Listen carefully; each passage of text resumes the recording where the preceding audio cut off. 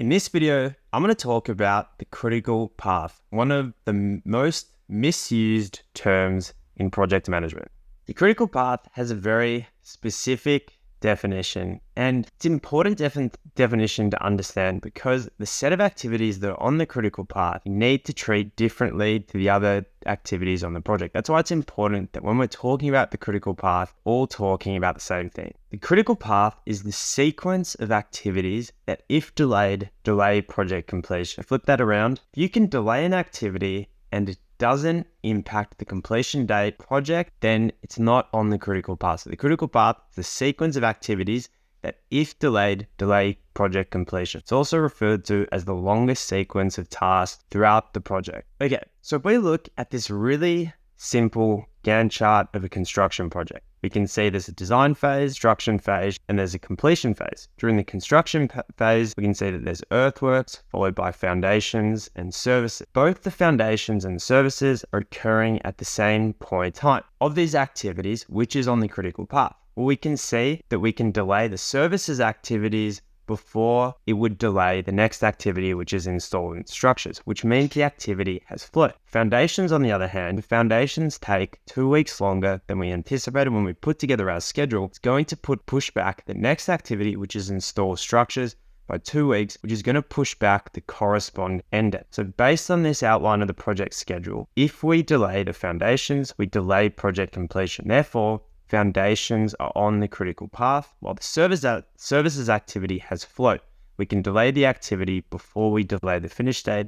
So by definition, that activity is not on the path. So if you can delay an activity and not delay the project finish date, it's not on the critical path. Now, with this definition, it's important to note that you're assuming constant resources and work periods. So you're not performing any schedule compression activities, because some activities you can delay and compensate for this delay with additional resources. However, that activity is still on the critical path. If based on set resources, set work periods, you can delay an activity and impacts the finish date of the project, then it's on the critical path. Critical path determines the overall project duration, the sequence of activities that, if delayed, delay project completion, and these activities have zero flow. Delay to a critical path activity, delay project completion. When using this definition, I want you to be careful with how much faith you put in the schedule model. What I mean by this, the schedule model is an estimate of how long it's going to take for us to complete our project. We've estimated activity durations and we've made assumptions around the sequencing and staging of the work. In reality, the way we deliver the project isn't going to be exactly the same as the way we planned.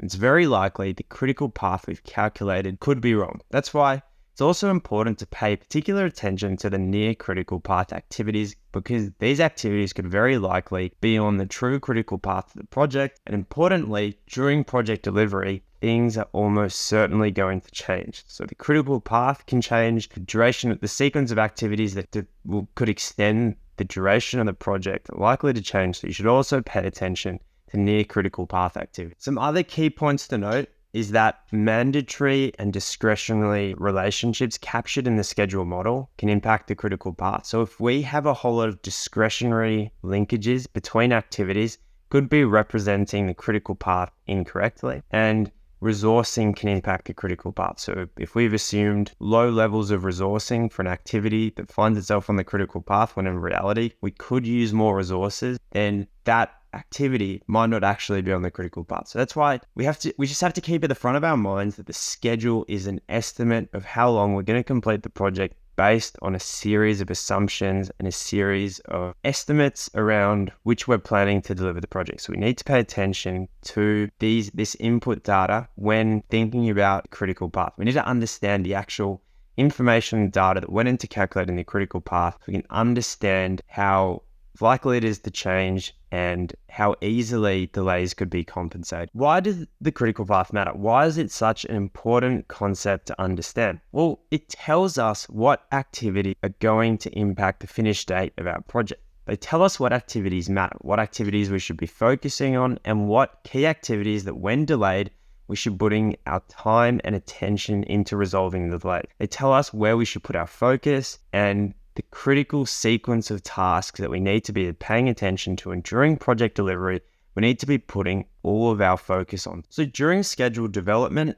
the critical path plays an important role. First off, it should be logical. When we're building the project schedule and we get a critical path, it should be intuitive. It should make sense. If we come out with a critical path that makes sense, in reality is likely to be the sequence of events that determines the overall project duration, and it's good. But if we get a critical path that makes no sense, it's based on resourcing, it's based on discretionary linkages, and we could change it, then it's where we should put our focus in when developing the schedule. Being able to change the critical path, reduce the overall duration of the project, it's going to save us money because we need to pay less staff salaries, less recurring indirect costs, and it's also going to, if we're a contractor or a business bidding to deliver a project, it's also going to increase our chances of securing new projects because we can show our clients we can deliver the project faster by optimizing the critical path. And it also allows us to understand risk. The risk in the schedule, where our schedule is likely to be wrong and extend the project duration, is going to be around these critical path or near critical path activities. When we're putting together the schedule model,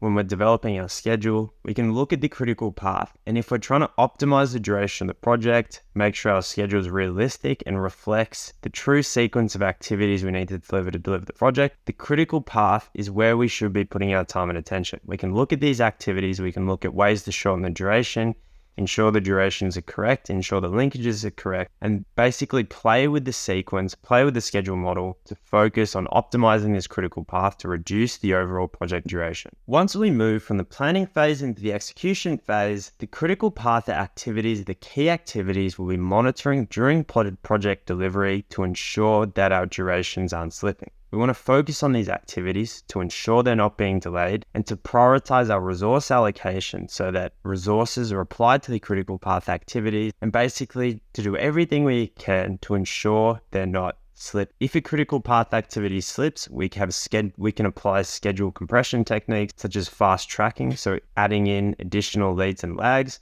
or crashing and adding additional resources. These techniques, both fast tracking and crashing, are going to increase the cost and the risk to the overall project. So when we're deciding whether to deal with an activity that's delayed, if it's on the critical path, we can justify using these techniques because it'll make sense in the context of the overall project. There'll be a project cost benefit by reducing the duration. So in summary, the critical path is the longest sequence of activities through the project schedule, and it's the sequence of activities that, if delayed, impact the project finish date. Critical path matters because it tells us where to put our time and attention when creating a schedule model, and then during project delivery, it tells us the activities to focus on. It also is going to inform decision making and priorities like resource allocation. So if you're a project manager, if you're a construction project manager, understanding the critical path and focusing your time and attention on it, one of the most high value things you can do.